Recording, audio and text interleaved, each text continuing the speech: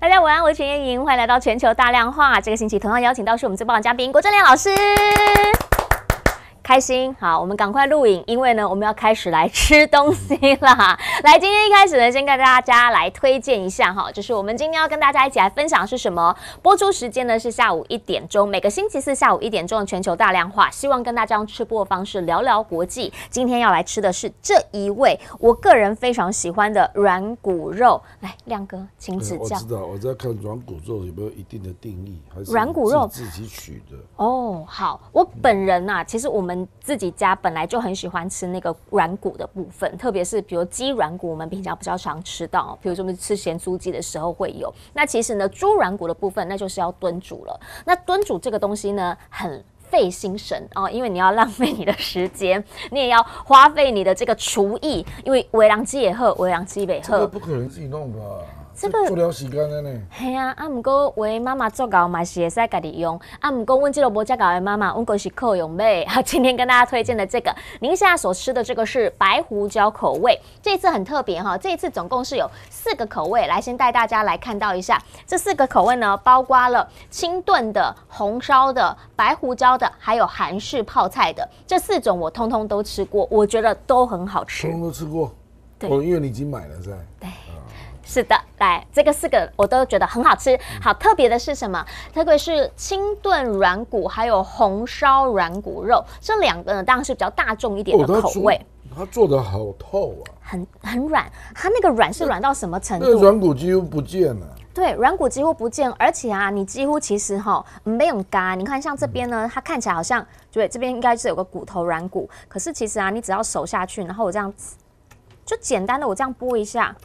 它就完全的分离开来，煮透了，很烂。那如果说呢，你是要给小朋友吃，或是给老人吃的话，你看我用筷子剥，我真的是用筷子剥，它就是一丝一丝这样起来，所以连剪刀都不用带，这个真的是非常非常的棒。那同时有4种口味，4种口味其实搭配起来，小朋友有喜欢吃的泡菜这一味，你试试看，有一点点辣，但我觉得以喜欢吃辣的人来说，算是小辣，适合你的小朋友跟我这种老人家吃的。没啦，适合所有合家适宜、老少咸宜，合家都可以一起吃。青壮人口，青壮人口，我开讲就可以咬骨头，就是红烧的啊，嘿啊，红烧的这个我最喜欢吃，就是它旁边那个软骨的部分，因为软骨的部分你咬下去胶质很多，我觉得那个是女生现在我这个年纪，我觉得有最需要的一个部分，满满的胶质，好像胶原蛋白就可以直接吸收进去的那种感觉。好，但是呢，在这一个部分，很多人就会问了，如果说你就这样一个拿回家，比如说像这个里面是打好泡菜了，那有没有可能要什么样的再制？我个人会推荐啊，比如说像这种有泡菜口味的，其实加一点香菇下去炒，那你整个弄起来呢，它就会是满满的一大盘，就刚好是一大盘菜。那如果说呢，你是清炖口味的话，我会个人推荐加一点点水进去，那个坑淡薄啊菜头，那个其实就会变成一个汤。那你一包大概是这样，来一包大概是这样，那就变成饭汤了。其实就是变成汤，你也可以煮面进去，然后加一点点青菜，它可以变成汤面这样吃。那一包基本上你再加一点菜头进去，它就是满满的一锅一家人就够了。那另一个部分呢，红烧肉我觉得可以加红萝卜，这不好吃。那你现在吃的这个白胡椒，不一定是配白米饭嘛？对，你那个白米椒配白米饭很好吃，对不对？我觉得它有另一种吃法，就是我很喜欢去百货公司楼下有吃那个白胡椒，然后加猪骨头的那个，新加坡很有名的那个，然后它的吃法，他们通常店里面会给你配面线，肉骨茶汤啊，配面线，白胡椒汤的那一种，我觉得它这个味道跟那个很像。什么叫做百货公司楼下？因为就是我都是去百货公司楼下吃，我赶紧不要记，所以我那天吃到这个我惊为天，我想说天哪，这个在家就可以吃到了，弄个白面线，你煮个面线，然后配这个汤，我觉得就很有那个感觉了，不错，所以跟大家来推荐。那这一次呢，同样价格上面来比较哈，因为4种口味，你会问说那怎么配啊？你们现在好，我告诉大家，这个配的方式呢，基本上就是你自己选，这个是最友善的一个配法了。因为呢，它现在就是10包跟20包，那你要什么口味你自己选。所以你在备注上面你一定要写清楚，比如说我要清炖5包，红烧5包，然后什么就各5包，或是各10包，或者是什么，你要写清楚，好不好？在这边我们厂商还有办法帮你出货。那如果买的部分的话，我再次建议团购。这一次为什么一定要团购的原因，是因为来官网呢，现在1克大概是0.6，我们这边基本上啦，你买10包就已经比官网便宜了，可是你买到20包是官网的近乎一半价格，等于是半价入手。1包呢112，那可以一餐绝对没有问题，因为它这一包还蛮大包的，它这个已经退冰了，我可以把它弄得扎实一点给大家看。其实很大一包啦，你家冰箱也要够大呢。很大一包，哎，我家有买1整座的那个冷冻，因为我很爱买冷冻食品。哎，职业妇女没有靠冷冻食品很难过，好吗？好，所以呢，我跟大家来推荐一下，这个我是觉得很好吃，那也很方便，回家你只要拆了之后，马上就可以即食了啊，一定要加热，好吗？哈，加热之后即食，那马上就直接出菜了。希望大家呢，如果需要的朋友，可以直接在我们聊天室这边来选购。推荐的是20包组，1包算起来112啊，精划算呐，好不好？希望大家呢可以一起来团购，团购力量大。你有加这不啦？这个112真的便宜，是不是？哎，你去外面买猪肉都没有这个价钱。我买过那个，就是这种叫做什么软骨肉。对，软骨肉。不是这一家啦，就是它就是包这样1包，大概都要150以上。真的以上哦，因为他也是厉害的网购高手。我常常买东西，对他常常买东西，然后他有的时候买东西都会跟我讲说，这个买东西哪一家比较便宜，他都知道。因为我老婆吃全素，所以荤的我都要自己买。所以他靠自己过，很有生存能力啦。不是因为我老婆不碰啊。那个没有办法、啊，那个是每一个人的信仰啊。阿弥陀佛，阿弥陀佛，阿弥陀佛。你也在夹这啦，你夹这看买，但不过香不够北干香。我知道亮哥可能对辣食比较那个，但是这个不会太辣哈，可以吃吃看。好，今天就在这边跟大家来推荐这个软骨肉，台南40年老店，真的口味不错啦，希望大家可以来参观选购一下。另一个部分是什么？来，要开始讲国际讯息了。你哪家我哪讲啊呢？你不要跟哪里哪家？好。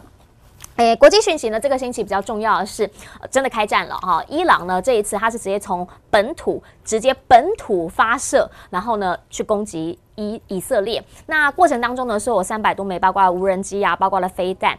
那可是问题是，打完之后，伊朗很负责任的说：“好，你之前炸我的大使馆，这一次。”尊嘟耍就在这边，我们结清了。可是以色列现在开会了，战时内阁会议开第3次，第3次还延期了。里面应该是那个意见有点分歧哈，因为里面有3号人物嘛，包括内塔尼亚胡，包括他的一个国防部长，还有一个就是他的死对敌。这个死对敌呢，基本上先前去到美国这边，已经让内塔尼亚胡不是很开心。这一回，美国直接跟以色列讲了，如果你要回击的话。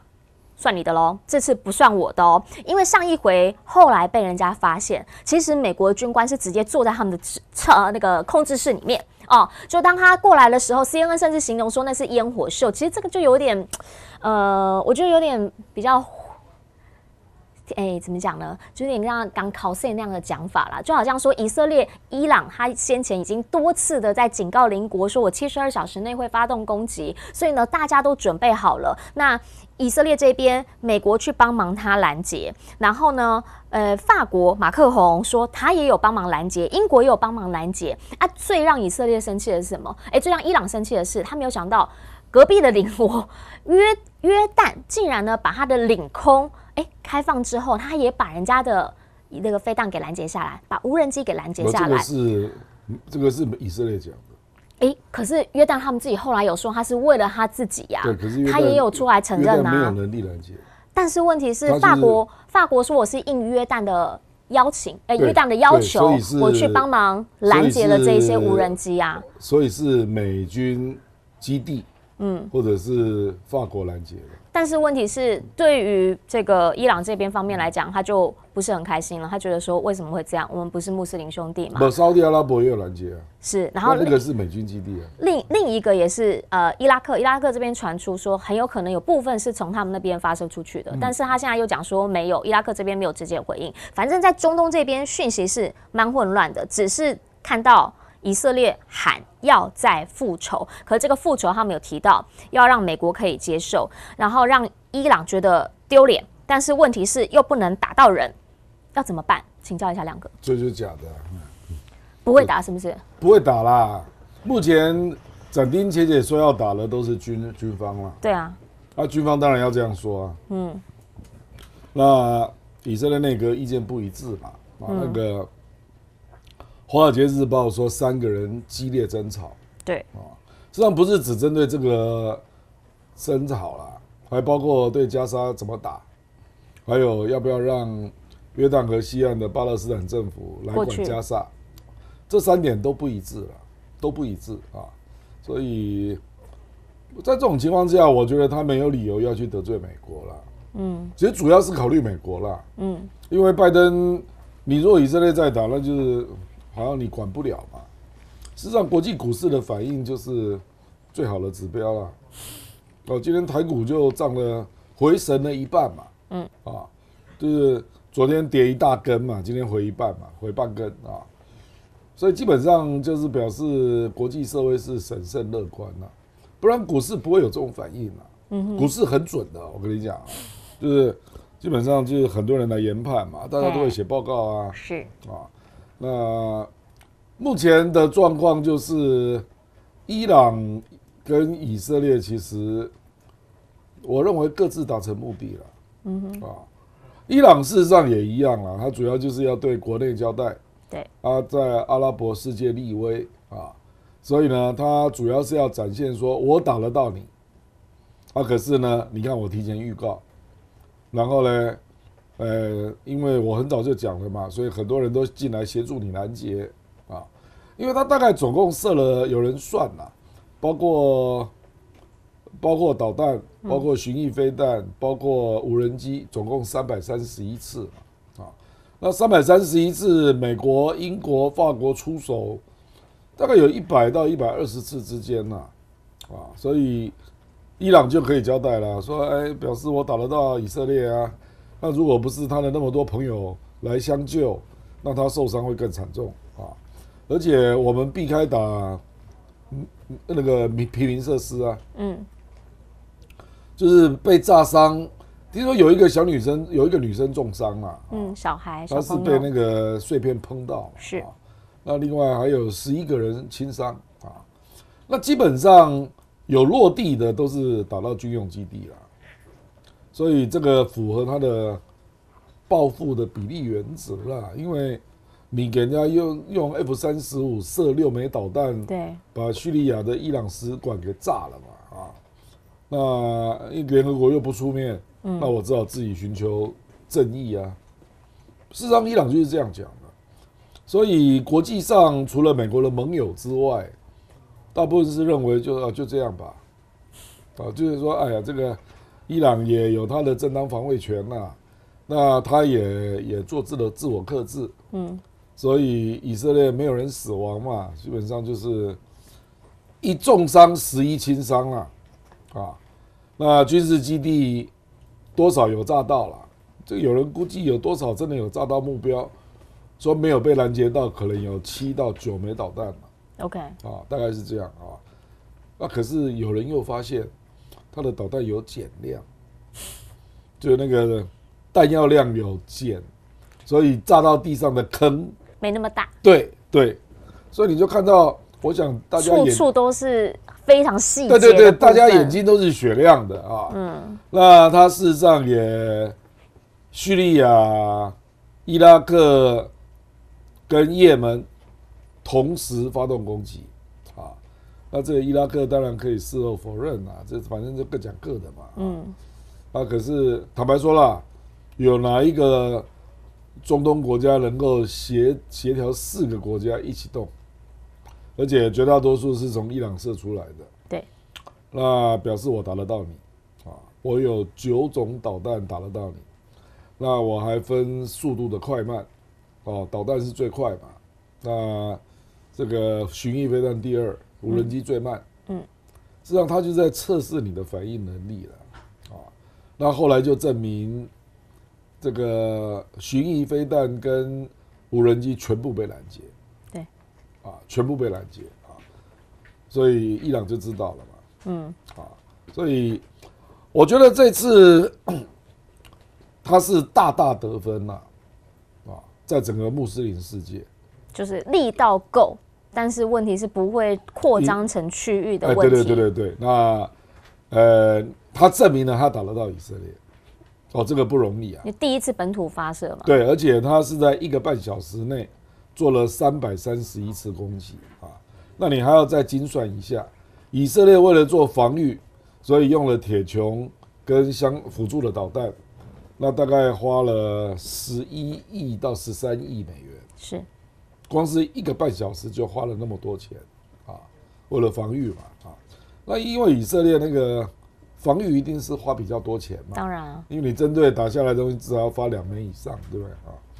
那伊朗大概只花了1亿多，所以就有人从这里又想到了战术上的意义了，说我可以来消耗你啊，划算，对不对？我可以来消耗你，而且我这次还没有瞄准那个民生的重要设施，他是挑地区打了，就像刚刚亮哥讲的，很重点地区。可是他大部分都是挑军事目标，是，所以就比较没有争议啊。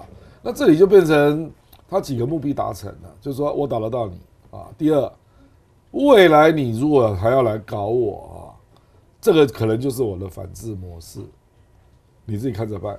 其实弄一次他就会伤很大的。这个叫做威慑嘛，就是以前大家都不相信嘛，以前说伊朗吹牛，每次那边讲都没打，对不对啊？那我这次我证明给你看，我打得到你啊。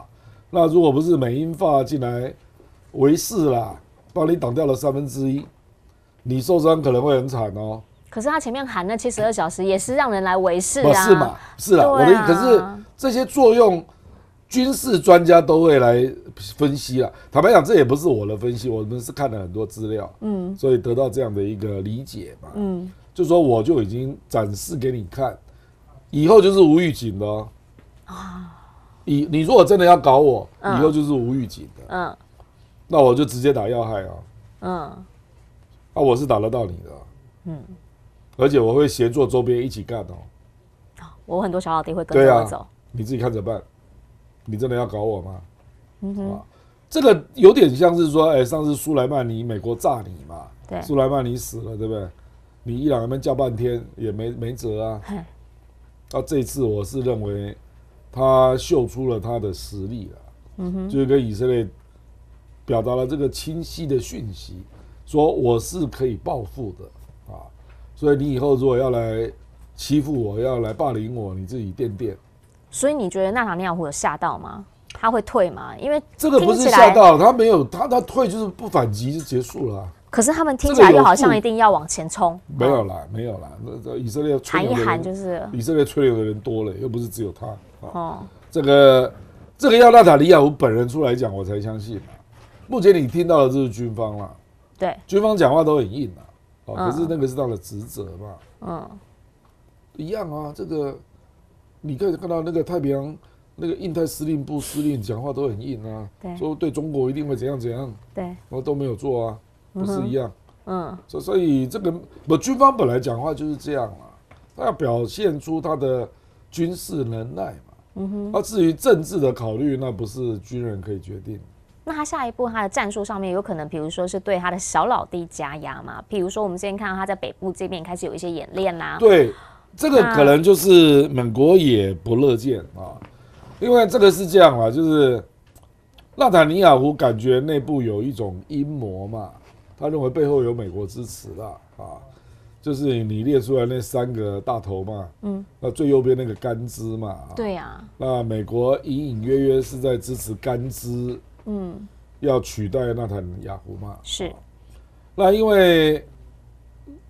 目前的执政联盟只有多4席了，所以就是要搞一个倒戈，其实说来就来了，那只是要不要现在搞啊？所以这个也有人说，这个搞不好变成纳坦雅胡的一种筹码，就是他承诺美国说我不回击了，可是你不能倒戈，换哦，你知道我的意思？不，因为这个是老狐狸了，我跟你讲啊，美国本来就说你不能回击啊，你回击惹大乱了，谁不能救你啊？没有，我一定要回击。你刚刚只有讲说他不救嘛，对不对？对。纳坦雅胡有可能是把话讲硬，然后跟美国讲说，那你不要倒我的戈，我就不回击。自己创造筹码了。我政治本来就这样啊，这有什么奇怪呢？政治本来就是虚实是转换来转换去的嘛。哪有一天到晚拿实出来？家里真金白银哪有那么多，对不对？很多都是靠恫吓。所以说威慑力量有没有到？你信不信我？那或者是你现在不甩我，要付多少代价？那个代价没错啦，你也许可以把我搞倒，可是在我搞倒之前，我把局面弄脏啊，大家都伤嘛。所以就是为什么政治人物要有这种锻炼啊，要进厨房就不要怕热啊，就是这意思啊。你进厨房还怕热，对不对？到了厕所还怕脏，你搞屁啊，对不对？就是这样嘛。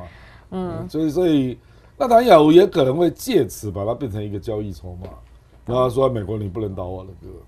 懂。那这一次你看怎么看美国？美国这一次基本上他是有传说他的指挥官直接进到他这个控制室里面，然后呢，帮他忙啊，驱逐舰也过来了，然后说这个20年来第一次标准3型去试试看，说我们是不是拦得到 ？OK， 拦得到。他可能不止驱逐舰哦，他是艾森豪航母舰队。是，那你怎么看美国这一次？这个是他们的底线了吗？还是他还会再？不是啊，他一定要帮他拦啊，那以色列才会知道自己的不足嘛。所以等于是爸爸儿子不行，然后你还是要帮他稍微挡一下，不要让他受伤这样子。事实上，无人机几乎都是美国挡的。是，事实上，美国跟英国主要就是挡无人机啦。因为铁穹没有办法挡无人机啦，铁穹是针对速度快的东西嘛。那伊朗这次就是叫 test 的嘛，他用3种速度啊，就是说炮弹不是炮弹，导弹嘛，导弹速度是最快的最快的。那巡弋飞弹次之嘛，然后无人机是最慢，那我就要看你是怎么把我打下来了。所以波斯人不要小看波斯人啊，波斯人也是很会算的啊。那他看一看就是发现无人机，美国、英国专门打无人机嘛，有人认为无人机大概170架，对，美国、英国大概打下来100架。那就几乎都是他们的一半，大概一半以上，3/5啦。那导弹当然是以色列自己弄的嘛，它铁穹嘛等等嘛，可是还是有些穿越了它的铁穹，所以有人估计打到目标的应该是7到9。可是这样拦截的也算不错了，是因为总共那个飞弹有人算大概是120枚嘛。那在这一次的这个整场的试炼当中，你怎么样来看伊朗跟他自己的这一些穆斯林兄弟们？当然，他小老弟就是跟着他，那就不用讲了。可是旁边有很多国家，我们刚刚提到的，比如说阿联酋啦，包括沙烏地阿拉伯啦，包括约旦啦，然后包括旁边的埃及啦，基本上大家就开始在讲，有可能是经过这一次，让伊朗更看清谁是真心朋友，那谁其实只是表面上、口头上面说说，口惠而实不至。你怎么样来看？我想伊朗早就知道阿联酋、卡达，因为阿联酋还有约旦是不可能支持他的啦。那沙特就沙烏地阿拉伯，沙烏地阿拉伯没有谴责伊朗，没有啊，他事后没有发谴责声明那这个就已经是站住了穆斯林的角度嘛。那因为沙特是逊尼派的老大嘛，对，所以我觉得其他小国表态那就还好啦。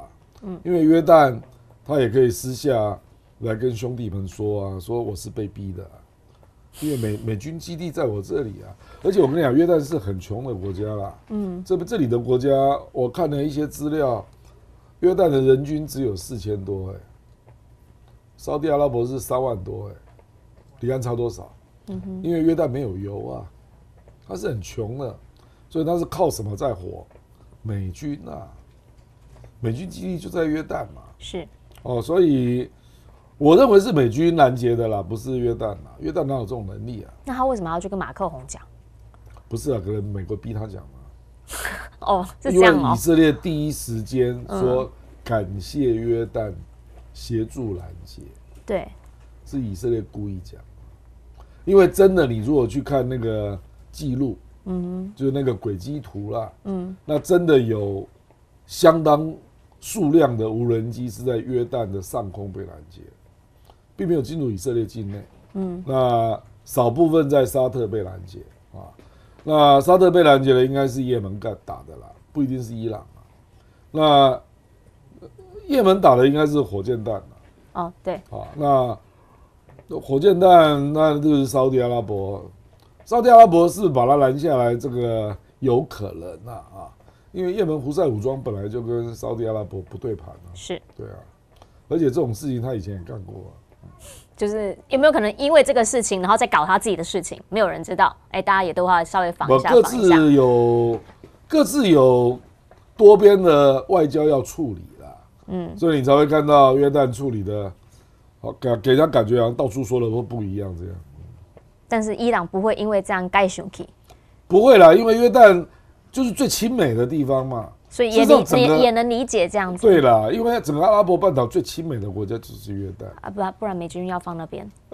对，美军放很多地方，对啊，他没有任何实力啦。因为卡达人家有天然气啊，是啊。那阿联酋很厉害，他的金融能力特别强啊，杜拜也在那边啊，所以最没有筹码的就是约旦跟科威特啦。这两个国家是一面倒向美国了。那所以在这样子的一阵乱下来，现在传出了叶伦出来跟大家讲话，他说：“哦，我们手上还有筹码，我们未来几天就要对伊朗祭出新的制裁，制裁又来了，要打击的是他出口石油的能力。但是与此同时，你也发现了，在这一阵过后。”中方其实有说话的，王毅呢，他有跟伊朗的外长，然后同时也有跟这个沙特阿拉伯这边他们进行通话，他就告诉这个伊朗说，我们看到就是，你们很克制，然后呢，你们这一局就这样结束了哈，大家呢就不要造成区域上面继续的升温。那基本上在石油的出口的部分，伊朗这边大部分它的大买家还是中国，所以大家就发现说，好像近期油价大家以为说应该会很严重的往上冲，好像没有冲的那么严重，大家就开始在问说，这个油价市场以及这整个区域上面要怎么样来看这件事情？请教亮哥。不是啊，因为初步你看到伊朗很有节制，在使用它的火力嘛，所以第一天因为不确定嘛，所以就大跌嘛，然后隔天就回升一点点啊。那接下来人家当然就继续观察，看以色列北部黎巴嫩会不会打起来啊？因为现在已经回到90了嘛。对，我讲布兰特了啊。那坦白讲，那个分析师都只能够讲说最坏是怎样，最好是怎样这样。那最坏大家估计会涨到110嘛。对。啊，可是我认为不会发生。你觉得不会？不会。OK， 那整个市场上，你觉得中方的态度蛮重要的吗？在这一次的这个局势上面，这次在攻击前，美国就打电话给王毅了啦，那据我了解啦，就攻击完之后，那伊朗第一时间打电话给中国，就是表达感谢，因为他知道中国在联合国帮他讲了话嘛，那第二个也跟他讲，就到此为止，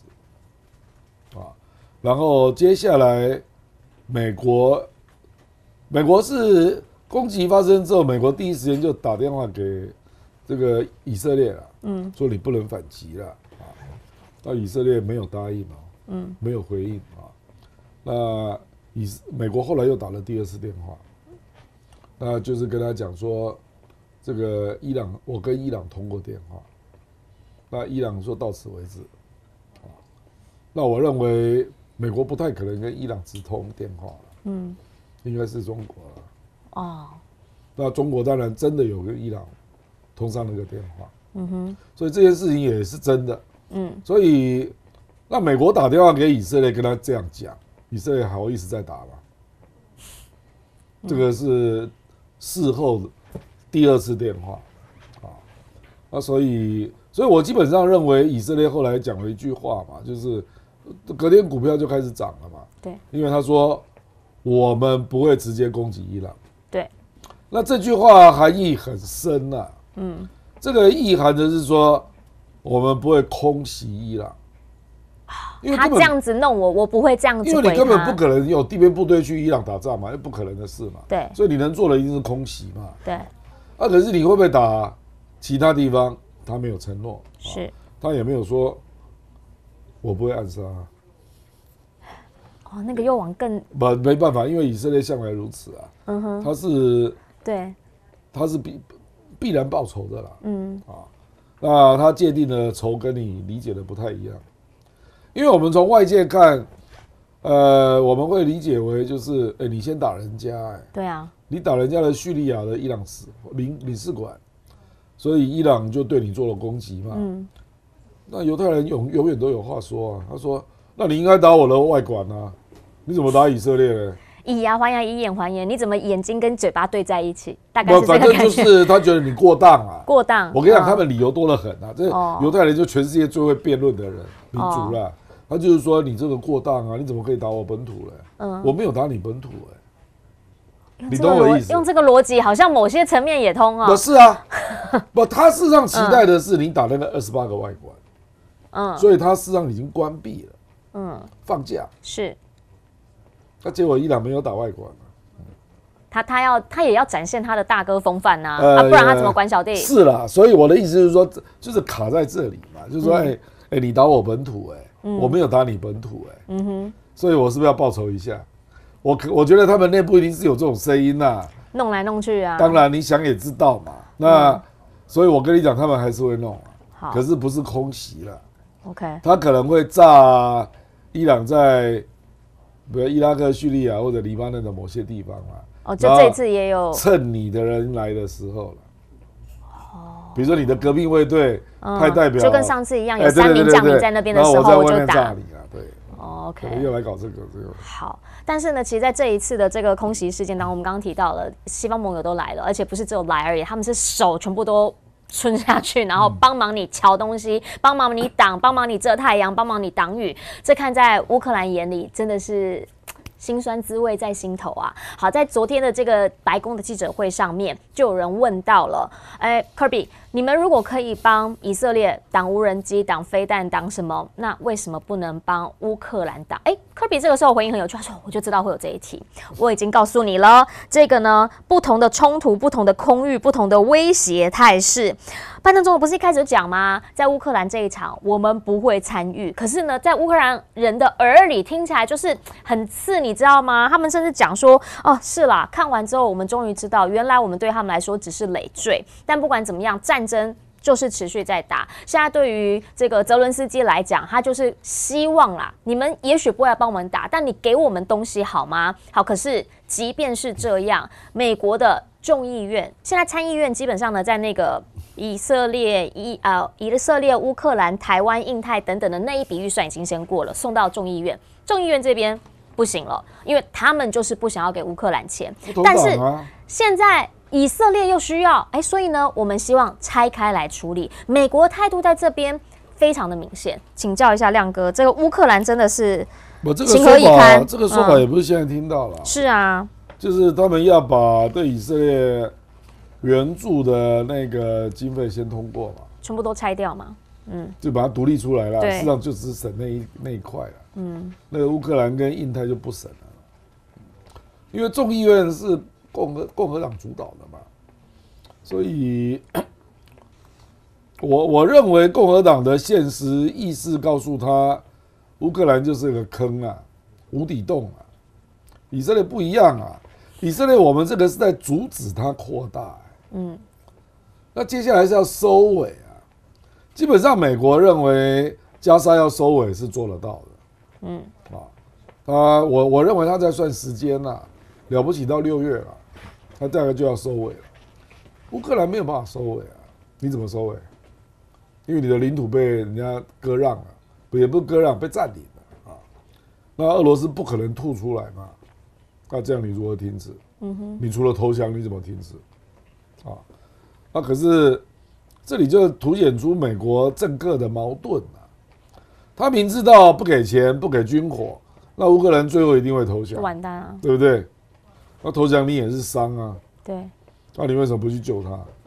因为他认为他救他之后，最后还是输啊，那我又要花钱，那最后还是输，所以我觉得已经有点在两害相权了啦。那就是你在这过程当中就会看到乌克兰一直骂美国嘛，那个沮丧的心情一定会出现，就跟当年美国国务院对华白皮书公布，那一直到蒋介石跑到台湾，美国真的就是不理耶，他就是 hands off 啊 ，hands off 就是不管了，甚至坦白说，如果没有韩战，那台湾已经被解放了，因为蒋经国后来写日记被公开嘛，就是1950年6月是韩战嘛，那在1950年5月的时候，蒋经国的日记说，未来几个月恐怕就是生死存亡啊，结果1个月之后就爆发韩战，美国瞬间改变政策，所以你就知道那个6月25号之前，美国就是不管了，它叫 hands off。那该给国民党的武器已经给够了，我们受够了，大概就是这意思。那我觉得乌克兰战争目前共和党的感觉就是如此，就说我们受够了，不能再打了。那你如果要打，那就公布一些对你不利的讯息嘛，说你贪污啊，倒卖军火啊，一大堆嘛，就这样搞你嘛。美国不可能没有这种资料了，不可能啊，因为它内部真的也蛮乱的啦。事实上如此啊，所以我国民党那时候也很乱啊，对不对？所以你难道人家没有收集情报吗？当然有嘛。所以后来就给你丢个白皮书出来啊。但其实，在这样子的一个局势氛围之下，大家都还是希望多一点稳定的力量，不能再乱下去了。所以呢，在昨天你也看到了，美中双方隔了多久？隔了大概快18个月吧，应该没有错哈。22年的11月到现在是24年的4月，终于美中防长再次的面对面通话。好，面对面其实基本上就是视讯啦。上一次他们真正坐下来能够面对面的讲话，是在魏凤和还在当这个国防部长的时候。那现在呢，他们两方，也就是董军呢，在上任之后第一次跟 Austin 一起来讲话。那当然是有提到一些包括了太平洋地区啦、侵略事件啊、飞机事件啊等等等的这一些的内容。好，可是问题是啦，其实重点还在台湾问题。董军这边所发出来的信息，他就告诉大家了，台湾问题是中国核心，绝不容受损。好，这边呢在外部纵容支持，绝不会听之任之。好，其实呢这一个对话是在拜登跟习近平4月初通话以来一系列的行动，因为呢用语跟王毅一模一样。王毅用的词也是这样，听之任之，不会听之任之。对，然后从一开始4月讲完，4月初2号讲完话之后呢，然后你就看到了叶伦来了。叶伦来了之后，你也看到昨天也有同样的一个讯息，就是呢，咱们自己的这个驻青也来了，康达来了，然后呢之后。这个布林肯也要来，然后美中防长先视讯对话，一连串。请教一下亮哥，你怎么样来看？因为其实都讲到台湾问题。昨天比较有趣的是康达来，那大家都知道他可能也是为了布林肯要来的一个吹风，可是问题是呢，他其实中方这边没有很明确的提到仇开明有去啊等等这些细节，是一直到昨天晚上。才要有相关的讯息出来。可是，在国务院这边很早呢，他就有提到说，他在这一次来到北京，其实有谈到台湾问题。你怎么样来看这一系列变化？台湾问题不稀奇啊。对啦，只是重申立场而已啊。我觉得康达主要来是帮布林肯访华铺路了。对。那因为刚好那个。美日安保晋级版刚发生嘛，那因为有很多消息啦，说什么美国要来这个东亚装中程飞弹嘛，那就真的啊。那日本也要干嘛干嘛哈，所以我觉得他大概就先来做个小沟通，或者是打个招呼啦，疏通，因为中国一定会问康达嘛，说你们要部署飞弹吗？就是基本上要互相要有一些事实的查核，那接下来布林肯跟王毅见面才不会突锤啊。对，所以我认为康达来主要也不是在谈台湾啦。不是有一派说法是520之前真的还有点担心，所以先来讲一下。那个扯太远了，扯太远，因为台湾看不出任何事态的变化。你看赖清德的布局。他的国安团队是蔡英文团队，对，并没有太大变化啊。连国防部长都换了啊。是啊，不过也是蔡英文的团队啊。是。然后赖清德选上之后，基本上没有发言。对。啊，那美国不可能这样处理问题了。还有1个多月的东西，我现在来跟你谈，哪有这种事？美国一定都是谈最接近现在的事情，那就是美日安保升级嘛，要搞 AUKUS 嘛，还有要搞美日菲军演嘛，大概都是这些啦。我认为这些才是康达要跟中国先做报告，或者是让中国的做一个背景了解啦，那避免布林肯来的时候，你们会沟通的很不舒服啦。就怎么这样给我搞啊因为这2个国家完全没有信任可言了所以你可以看到拜登上次不是又讲到那个打电话，如果按照中国的说法，就是拜登承诺了6部一没有，加了2个，对不对？那结果拜登跟你讲完之后，回去立刻美日升级。公然违反你的承诺，你不是说你不会跟盟友联手来对抗我吗？对，不会阻碍我的发展，你才回去就立刻要来对抗我，科技战继续，对不对？贸易战也在继续啊，所以我基本上是认为中国大陆是照自己的路子走了，他根本就不相信美国人带来的话就比如说叶伦去，布林肯去。对，我讲白了，那这个叫做互相收集情报了。我根本不相信你对我讲的话，因为美国明显违反太多次了那一干再干说什么这个全世界再怎么样也不要跟中国交恶啊，对，不要冲突啊，那。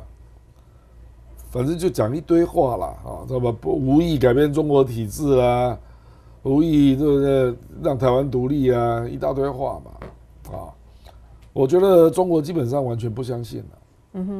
那你觉得在这一次，包括董军跟这个Austin 第1次的面对面的视讯，你有什么觉得是可以期待，或者是因为之前其实他们是比如说海军啊等等，在其他地方下面的有开始在沟通，但是2方这样第1次的面对面的谈，算是第1个。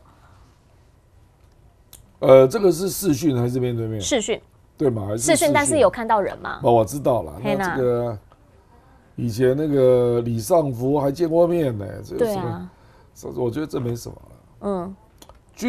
这个是美国人形式上重视防长级别的沟通机制啦，他认为这个一定要恢复啦，不然到时候发生冲突找不到人怎么办？就谁能搞定嘛？那中国大陆，你既然这样玩，那我有方法反制你比如说他就公布，比如说美国有一些东西，他要彻查他的这个是不是目前是不是适合嘛？比如说我随便举例啦，那个就陆续还听到一些科技战的讯息嘛，那中国大陆也会传一些讯息给你那中央跟地方还不太一样比如中央他会跟你讲说，2027中移动跟中国电信会逐渐不要用英特尔跟这个 AMD 的晶片那我昨天还听到另外一个重庆对，重庆突然宣布说以后那个 iOS 不能够下载他们的公用的程式真的各种讯息都有，只有安卓跟鸿蒙可以所以我跟你讲是官部门是不是？公部门当然是公部门那这样的话，其实对于苹果来说影响又更大了呢。那所以你如果在重庆市政府上班，请你换手机啊，就这意思因为其实如果是这样的话，像这一次肖兹他其实也是去了重庆嘛，所以那个时候这个双方合作起来的那个力度就会大不一样。可是你刚刚特别提到的是科技战的这个部分，基本上呢，在晶片战现在是一定继续会打，因为我们现在已经看到讯息了，他就直接告诉你啦，那一些先进技术他们要公布，即将未来数个月即将公布你们晶片厂的黑名单。与此同时，我们看到另一个资料是什么？是今年的3月，他们中方的晶片总产量是飙升40%，它特别扩大是传统晶片的这个部分。其实以前呢，它可能发展的速度还没那么快，现在为什么直接拉起来啊？就是因为被围堵嘛，所以他就想说，我全部都要自己来。那你要逼着我自己来，我的用量就这么大啊！车子、智慧车、智能车要不要？要啊。智慧手机要不要？要啊，都要晶片。那我自己来，所以整个产量提升起来。那也包括刚刚这个亮哥提到的2027啊，要本土晶片取代美国晶片，这一些讯息都一直在发生当中。但是也很尴尬的是，美国一直说你不要再给他什么厉害的晶片什么，结果 Intel。他现在那个加速晶片那个高迪3啊，现在说要给他们一个特供版，虽然说什么性能会暴降92%，但是就是不能失掉中国这个市场，你还是要给他一个版本。然后又发现华为的新手机里面、新笔电里面出现的是 Intel 的晶片，那不是很尴尬吗？因为这议员就会很生气啊，说你们在搞什么？不是大家都要一起来吗？来请教一下亮哥，下一个要怎么样来好好的围堵中方？因为日本、荷兰嘛，没被插的啊。大概马西被中心被看起英特尔这个特供啊，是在川普的最后那一年发生的，是川普通过，那到今年7月到期，所以这个华为最新的那个智能笔电，据说是用英特尔的晶片嘛，对，就是 CPU 啦，对，那这个你早该知道的事啊，谁叫你议员这么不认真？是今年7月才到期啊。所以他们能够反对的是说不准续约嘛，可是我不认为他们做得到了，因为英特尔跟拜登政府的关系太好了，你挡不住了。而且英特尔也可以说这个 CPU 又不是什么高阶技术，我们如果退出，那中国就进来了，对，所以你强迫我不能跟中国做生意毫无道理啊，然后他就会用他的游说的力量去把它压掉啊。我认为英特尔做得到了，因为英特尔毕竟他不是像这个黄仁勋啊，是亚洲人嘛，坦白讲，那苏志峰也是亚洲人啊，那这个你的政治力道就是没有英特尔这么核心啊，后台没那么硬，或者说是。你们就是养子啦，不是亲生的啦，这么直接啊？不，因为他们两个都不是在美国出生的啊。对啦，那更何况你的这个亚洲人的在美国政坛的力量还那么有限啊。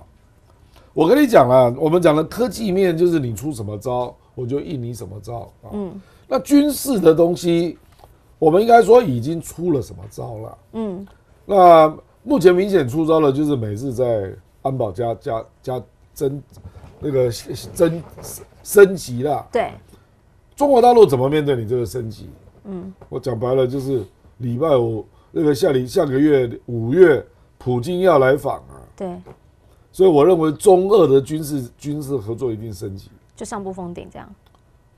他不会用这个词啦，可是我认为俄罗斯会对中国大陆更上不封顶因为你现在有求于中国嘛，对，因为你普京的任期是到2030嘛，那未来你怎么办？我有去看普京的在胜选那天的演讲啊，他说他要成立50个工业园区，谁能帮你？你目前被欧洲、美国、韩国、日本抵制，谁能帮你啊？谁附近谁有经验？最有经验当然是中国嘛。所以我跟你讲啊，你说那个军事沟通到底在沟通什么？我跟你讲，这个就是见面摆个象征的姿态，表示我们没有那么坏啦。我们还在沟通啊，就只有这个意义而已啦。那你说会不会有共识？No， 可是呢，我回去，你美日还在加强结盟啊，那我也有啊，我礼拜五就中2再演一出给你看。可是布林肯有说啊，你们不要再做什么国防合作，我们会很担忧啊。你们那些东西出现在乌克兰战场啊。不，我跟你讲啊，这个是叶伦在中国的时候第一次讲的。对。他也只有简单带到，是因为那不是他管的嘛。他临走前啊，对王文涛讲的，说你们中国大陆提供，我们已经看到了俄国的军工产业使用一大堆中国零组件嘛，然后他就跟王文涛警告嘛，说你们如果再卖那我们会做动作的，难以承受后果。那事实上我跟你讲啦，中国大陆卖给俄罗斯的民间公司嘛，因为这个就是居民混用的东西嘛，那哪里知道都被军方征收。这个你怎么怪我？因为这个东西又不是纯军品。那我就是跟他做民间的贸易啊。那他有可能会出，比如说301，因为现在又开始出来啦，说301我们已经非常接近于完成，然后我还有很多其他的方式会有新关税行动。会搞这个吗？这个跟301没有关系啊，这个是叫做次级制裁。次级制裁就是你应该知道你的货品的最终使用者啊。对。那这个对所有的企业来讲都是不公平的啦。我怎么知道俄罗斯企业把它拿去哪里啊？我们签合约的时候不可能去签这一条啊，因为我卖给你的都不是违禁品啊，我哪里知道哪一天会变成违禁品？那个是他后面你又再衍生出的产品，跟我自己原本没有关系。而且是美国自己加的嘛。对，就是他发现俄罗斯的军工产业速度太快了嘛，那查一查发现一大堆中国零组件嘛。我坦白讲，我认为不是只有中国啦，搞不好还有台湾呢。不够领啊！台湾也是零组件的专家啊，不是吗？所以你如果用这种逻辑来搞经济制裁啊，那你恐怕会没完没了啊，就这意思嘛。是。那如果新关税的这个部分，美中之间在贸易战、关税这一战，你觉得还有可能再升级吗？因为上一波已经让他们很惨了。不会是一面倒的调整啊。他有可能比如说单独把一些项目列出来啊。然后针对个别的那几个项加税啊，可是我不认为那个有用啊，因为现在我跟你讲啊，经济一旦进入了白热战啊，就是你死我活的问题啊，所以最终都是到市场上看啊，你市场卖得出去吗？比如说华为，这个它卖出去了嘛，那所以呢，你就会看到它可以根据它有一些新的消费者的使用，对，然后就在这些消费者身上动脑筋嘛。是，因为做生意本来就是这样啊。你没有一定的量，怎么会有进一步的发展？所以我认为中国大陆在这方面应该是想清的啦，就是说你没有跟俄罗斯合作，你照样被美国威胁抵制了。所以你现在就要拿出力量来了。就是你怎么搞我，我就怎么搞你。那你自己看着办啊。然后我自己在这边再开发一个我的新市场、新的领域，更广阔、更大的饼。不容易更大了，不容易更大，因为半导体已经是全球化了。OK， 对，好，那要怎么样来看这一题呢？这个是中德之间的问题。来，肖兹呢刚刚离开了哈，肖兹现在呢在中方访问，那当然在过程当中，他其实也见了习近平，也见了李强，大家都见到了。习近平特别告诉他，你要客观辩证看待产能问题，要多方合作，你要小心哦。保护主义抬头，我们千万不能这样，要全球视野。其实，在出发前，肖兹这边德国这里，他们已经有先释出一些比较善意的回应，包括比如他们对于车市，因为那个他们自己有关系啊，他们就觉得欧盟你要针对人家的车市啊，要这样子给人家加强制裁等等，这样不好，好提出了相关的反对意见。那李强还特别跟他讲啊，高科技产品现在也希望放宽一点点。中方呢，在肖兹离开之前，他们也释出一点善意啦，包括先前呢进了一些德国的牛肉进口，现在开始释放了。然后呢，苹果开放边境，猪肉进口提供一些便利等等等，就是希望双方有来有往嘛。那只是欧盟这一边整局来看，请教一下亮哥，你觉得德国这一次肖兹，你帮他打几分？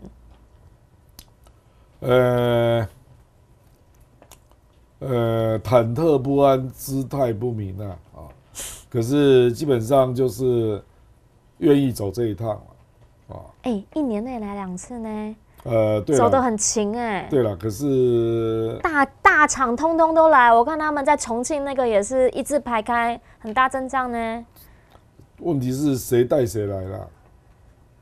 我认为是企业界带肖兹来的，那第一次是肖兹自己来的，对，那个不太一样了，就是肖兹这个政府实际上是很弱的政府啦。你可以看到一个国家领导人做国事访问，结果外长跟金长都没来，这个相当荒唐啊，对不对？如果拜登做国事访问，布林肯跟耶伦有可能没来吗？不可能的事嘛，对不对 ？Raimondo 也会来啊。这表示什么？表示德国这个政权内乱。那内乱，因为那个绿党那个外长贝尔伯克激烈反中嘛。对啊。他说在这个星球上，他没有办法忍受跟中国相处，连这种话都讲出来了那个经济部长也一样嘛，自民党的，他也是反中那所以你说这样政策是可以推到哪里我现在越来越发现就是美国是言行不一啦，就嘴巴吹牛的，实际上做的根本没做，或者是相反在做那德国给我的感觉是，就有多种力量在发言。那就是很吵的意思咯。你不知道哪一个代表德国没有一个比较大声。不是因为你不会都听到肖兹讲话嘛？当然啊，对不对？因为商报也写很大一篇呢。那不是肖兹在中国讲话，现在当然是头条对。可是回去之后，经济部长会讲另外一套对。那人家就会觉得说，你这个国家到底是怎么回事怎么2种声音同时出现嘛？这个就好像美国去东南亚说，你们站在哪一边？那有一些人不愿意表态嘛。那我认为肖兹就是属于这一类，你也不能够说他倒向中国，不是，是他感觉到目前这个外长、金长的这种路线会出事他感到不安，所以他的肢体语言非常的，他跟习近平在合照的时候是这样的，就是有点不安因为坦白讲，他不太能够说清楚他的路线，有些话不好说，可以这样讲吗？不是因为他要回去还要见金长跟外长还要交代，而且那是不同政党那你这个政党，我讲民调你就知道了啦。德国社民党现在民调只有14%，这个大概是有史以来最低的状况那基督教民主党是31%，那他们即将选举那目前这个联盟能不能继续执政？他根本就觉得民调要追上基民党是不可能的嘛。他现在靠什么？把极右翼打死，让你基民党找不到联合对象。所以他现在一天到晚在查那个替代选择党的问题嘛。因为替代选择党的民调竟然超过社民党，有15%，这简直是不可思议极右翼所以等于就是基民党加替代选择党已经快要过半了，对，接近50嘛，那基民党加绿党加自民党只有35%，不够，所以你这个执政联盟已经。人家46，已经被掏空了啦，你懂我意思？就被掏空了啦。我还看过一个民调是基民党加极右翼刚好51，这么高不，他在摆荡嘛，就是45到50之间。但不管怎么说，4-5成是很高的是稳在那里。对，所以他们的策略就是要把极右翼打死。说德国不能够再回去纳粹啦，他们就是法西斯啦。所以。左翼的群众上街包围右翼群众因为左翼就是德国社民党这个我坦白讲，我看德国政治已经很久没看过这种局面了，让人想到了这个威玛德国时期那大家都知道威玛德国是怎么收尾的、就希特勒上台啊，不是吗？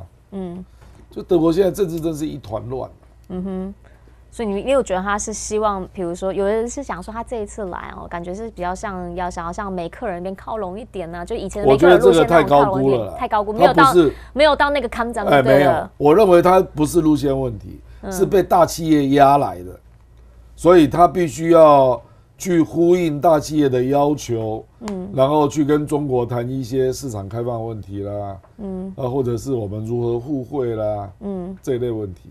而且你不要忘了，习近平5月要去法国，对，所以大企业怎么会没有压力？他一定会觉得我们要抢先啊，不能够让他在我们前面。几弄可以下去啊，然后先蓝湖的概念是不是？当然是这样。可是你不能够把它理解为是消资的路线。OK， 我认为他没有那么积极了。给我感觉是被压来的了，也可能没那个主导性，因为那个时候的状态是人家是有主导性的，人家讲话会更有 power 的。梅克尔是过半拜托，对啊，那怎么弄啊？对啊，肖兹现在是摇摇欲坠啊，而且今年就要选举了。是，好，我们最后一点点的时间，要请您帮我们讲一下这个新加坡现在呢宣布了，说下个月之后呢要交棒，你怎么样来看这个变化？会有任何的变化吗？因为他们说这个时间点其实就是为了稳定当中的时候，先赶紧让人先上来，然后坐稳了之后，预期可能有挑战。